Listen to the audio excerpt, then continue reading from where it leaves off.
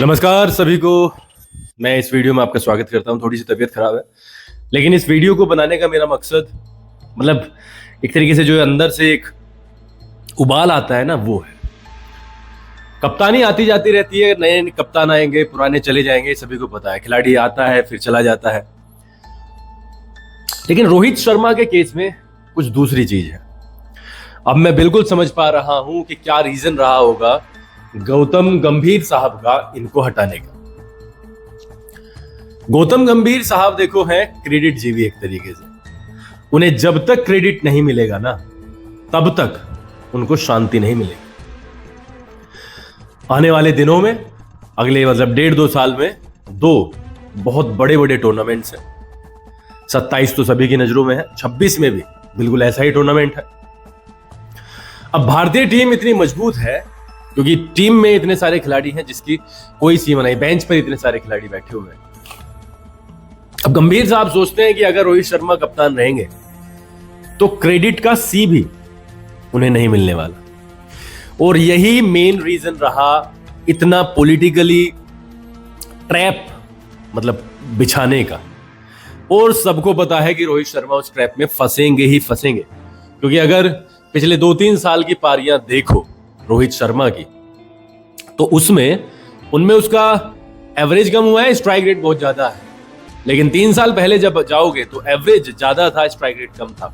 इसका यह मतलब हुआ कि रोहित शर्मा ने एक टोन सेट की है। पावर प्ले में जाके जो मेन बॉलर्स हैं उनको मारना, उनको एक तरीके से ट्रैक से उतार देना, और जिससे कि हमारे दूसरे बल्लेबाजों को उसका बहुत ज्यादा फायदा मिला है। हमने वर्ल्ड कप में भी देखा, इसके अलावा बहुत सारे मैचेस में देखा। अब वो वाली स्थिति को कोई समझ नहीं रहा है। अब लोगों को चाहिए रन। एक तो ये वाली चीज होती है कि आप गए, आपने अपने लिए रन बनाए, this is a different story.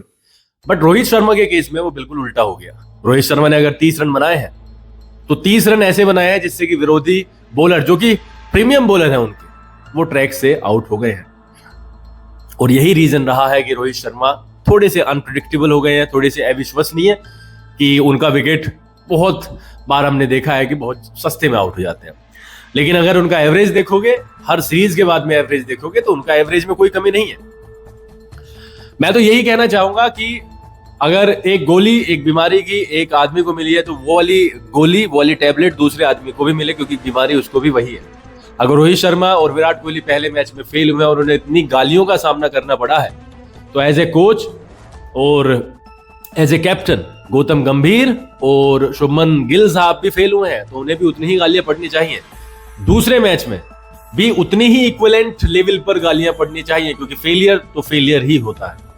आज मैं 100% श्योर हूं कि भारतीय क्रिकेट के लिए रोहित शर्मा का इस तरीके से हट जाना, ये 2027 के वर्ल्ड कप को एक तरीके से सपने को तोड़ देने जैसा है। आप मेरी गारंटी ले लो, लिख कर ले लो, वो प्रदर्शन नहीं हो पाएगा जो होना चाहिए था। क्योंकि रोहित शर्मा की निगाह सीधी की सीधी 2027 के वर्ल्ड कप पे थी, और वन कैन नॉट इमेजिन कि क्या क्या चीजें हो सकती थी। लेकिन वक्त है, वक्त बदला और सारी चीज चेंज करके ले गया। ठीक है, शुभमन गिल को आपने कप्तान बनाया है गंभीर साहब, जिससे कि आपको क्रेडिट मिल जाएगा। बट सर, मैचेस जीतने के बाद और सीरीज जीतने के बाद में क्रेडिट मिला करते हैं। इस तरीके से किसी को बर्बाद करने से, क्रिकेट को बर्बाद करने से क्रेडिट नहीं मिला करते। जिस तरीके से आपने क्रिकेट का नुकसान किया है वो इतिहास में दर्ज हुआ है, और उसका ध्यान रखा जाएगा, उसको याद रखा जाएगा गंभीर साहब।